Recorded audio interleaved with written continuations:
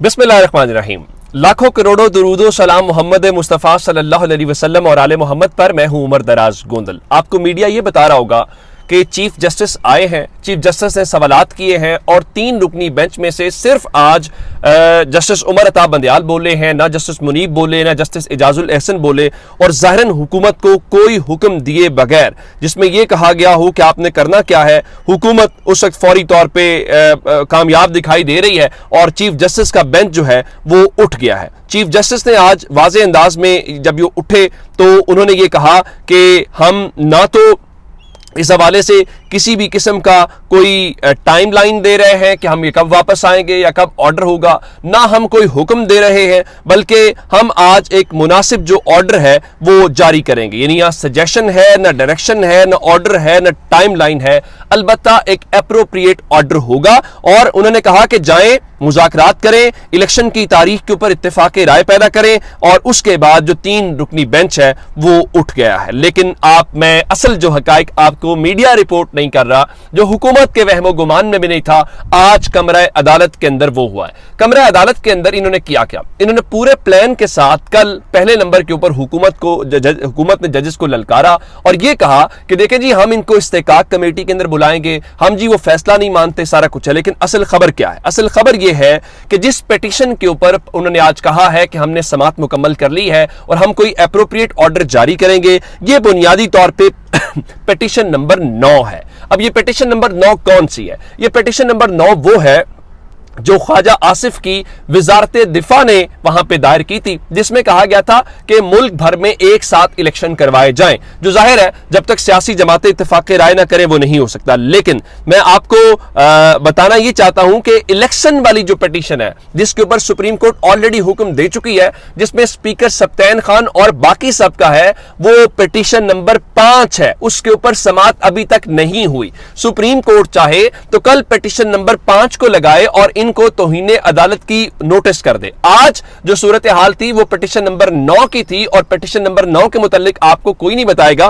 कि वो तो वजारत दिफा की तरफ से है और हो सकता है कि पिटीशन नंबर जो 5 है वो कल चल जाए। अब मैं आपको मजीद डिटेल बताना चाहता हूं कि आज फवाद चौधरी साहब और उसके बाद शाह महमूद कुरैशी साहब वहां पे पेश हुए। फवाद चौधरी ने सुप्रीम कोर्ट के सामने खड़े होकर यह कहा कि इंतखाबात के मामले के ऊपर आइन वाज़े है, सुप्रीम कोर्ट भी आइन को खत्म नहीं कर सकती। अदालत ठीक है, अदालत कह रही है जी हम मुज़ाकरात के ऊपर मजबूर नहीं कर सकते। और इस हवाले से एक जो बड़ा दिलचस्प नुक्ता है वो क्या है, वो ये है कि जनाब उन्होंने कहा कि अगर किसी को कोई इत्तेफाक राय न हुआ तो फिर जैसे चल रहा है वैसे ही चलता जाएगा। और उसके बाद शाह महमूद कुरैशी ने, जो हुकूमत की जानिब से यह बयानिया दिया जा रहा था कि हम मुज़ाकरात कर रहे हैं, हमने राब्ता किया है, उस हवाले से आज उन्होंने अदालत के रूबरू इस हवाले से उस बयानिया को उड़ा के खड़ा कर दिया और कहा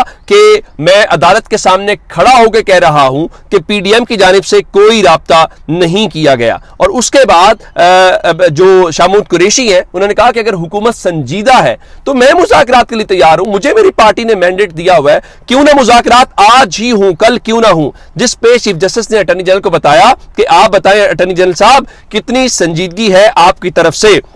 उन्होंने कहा, चीफ जस्टिस ने फिर कहा कि तरीके इंसाफ वाले तो चाहते हैं कि आज ही मुज़ाकरात हों, हमने हुकूमत को देखना है कि वो मुज़ाकरात के लिए क्या कर रहे हैं। जिस पे शाह महमूद कुरैशी के बयान के बाद अदालत ने वहां पे जो मजहबी जमात है क्रेन वाली, उनसे पूछा कि आपका क्या मौक़िफ़ है। तो उन्होंने कहा जी हम भी बिल्कुल इलेक्शन चाहते हैं। जिस पे चीफ जस्टिस ने कहा कि बिल्कुल ठीक है, फिर तो बात ही खत्म हो गई। जब चीफ जस्टिस उठे तो चीफ जस्टिस का एक जुमला जो है वो बड़ा इंपॉर्टेंट था। चीफ जस्टिस ने कहा कि सब जानते हैं कि आइन की खिलाफ वर्जी हो रही है, और आइन की खिलाफ वर्जी का मतलब यह होता है कि फिर आपको घर जाना पड़ता है। लेकिन चीफ जस्टिस ने फिलहाल, मैं आपको बताना यह चाहता हूं कि वो जो बंद कमरों में आके मिलते हैं उनका भी हिसाब कैसे चुकाया। हुकूमत चाहती क्या? हुकूमत ये चाहती है कि जनाब हमें सियासी शहीद बनाया जाए, हमें ठुड्डे मार के निकाला जाए और हम बाहर अवाम को जाके दिखाएं। लेकिन मैं आपको एक बात बता दूं, ये मैं बड़ी अनपॉपुलर सी बात करने लगा हूं, लेकिन इमरान खान और ये सब चाहते हैं इनको और रगड़ा लगे। इलेक्शन जरूर इमरान खान चाहते हैं। देखें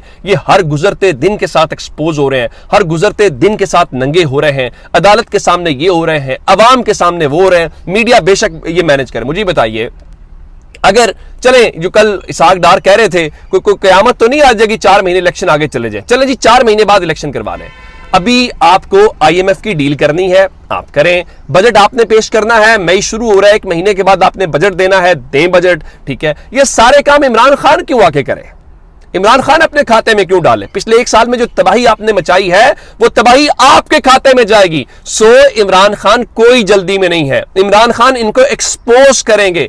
इमरान खान चाहेंगे कि ये अवाम की अदालत में नंगे हों, ये कानून की अदालत में नंगे हों और लोगों की इनके बारे में तसल्ली हो। अब चीफ जस्टिस ने एक और बातें की, उनका हुकूमत मुज़ाकरात में संजीदा तो खुद कदम उठाती, यानी हुकूमत की नेक नीति भी तो जरूरी है। और उन्होंने कहा कि हम सिर्फ आइन के पर अमल चाहते हैं ताकि तनाज़े का हल हो, जिस पे फारूक एच नाइक ने कहा कि तमाम इत्तेहादी जमातें पाकिस्तान तहरीक इंसाफ के साथ मुज़ाकरात के ऊपर आमादा हैं। चीफ जस्टिस ने और भी कहा, उन्होंने कहा अवाम की फलाह बहबूद और उनके वोट के हक के लिए किसी हल पर पहुंचते तो बेहतर है, अगर किसी हल पर नहीं पहुंचते तो जैसा चल रहा है वैसे ही चलेगा। जिसका मतलब यह है कि इन सब को पता है कि ये क्या कुछ होगा। फिर जो कल बातें हुई वो भी अदालत के सामने आज शामूद कुरैशी साहब ने कहा, उन्होंने कहा कि कल पार्लियामेंट के अंदर जजेस को धमकियां दी गई हैं और पार्लियामान में कहा गया कि जजेस को इस्तेकाक कमेटी में बुलाया जाएगा, जिस पर चीफ जस्टिस ने कहा आप सियासी बातें ना करें, उनको छोड़ देते हैं। और इस हवाले से शामूद कुरैशी ने कहा कि सुप्रीम कोर्ट का जो फैसला है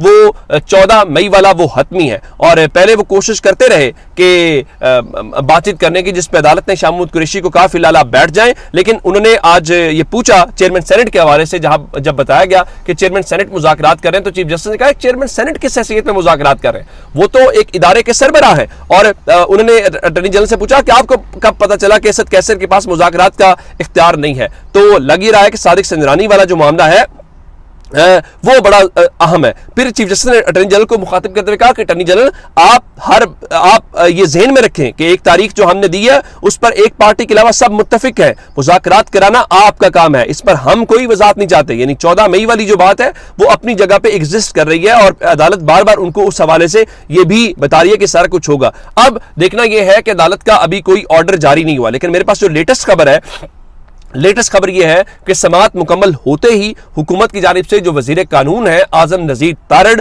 उन्होंने तहरीक इंसाफ के वकील बैरिस्टर अली जफर से रब्ता किया है और ये बराह रास्त रब्ता हुआ है। और चूंकि जो कमेटी बनाई गई थी उसमें कुरैशी साहब भी हैं, फवाद चौधरी साहब हैं और उसके अलावा अली जफर वकील भी हैं और वो तहरीक इंसाफ के ऊपर, तो इसके ऊपर आज शाम मुज़ाकरात करने के ऊपर इत्तेफाक़े राय पैदा हो गया है कि आज रात ही इत्तेफाक कर लिया जाए, आज रात ही इसके ऊपर मुज़ाकरात कर लिए जाए।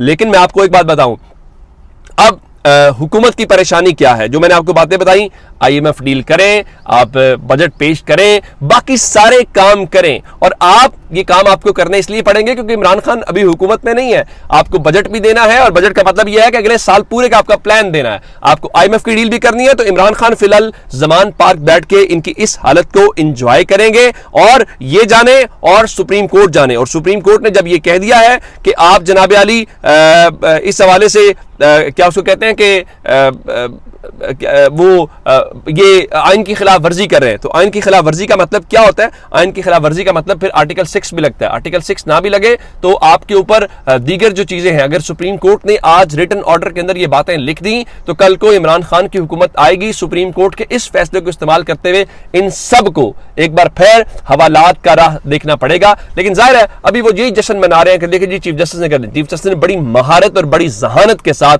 इनको ठोक दिया। अपना बहुत सा ख्याल रखिएगा। खुदा हाफिज।